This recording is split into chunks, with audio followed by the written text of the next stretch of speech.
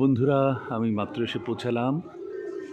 আমি এসেই কবুতরকে নিয়ে একটা ভিডিও করছি ছোট্ট, যেহেতু এই কবুতর শান্তির প্রতীক।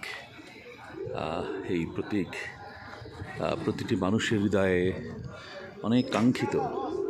সবাই শান্তি চায় জীবনে, তো সেই জন্য এসে মনে হলো, গাড়ি থেকে নেমেই যখন কবুতরগুলোকে দেখলাম, মনে হলো যে এগুলোকে নিয়ে ভিডিও করেই প্রথম ছাড়ি। আমি আওয়াল শাহিনবাগ রিসোর্ট থেকে বলছি। তো এই শান্তির প্রতীক আমাদের জীবনে শান্তি আনুক, আমাদের নিরাপত্তা প্রদান করুক, আমাদের উন্নতির একটা প্রতীক হয়ে দাঁড়াক।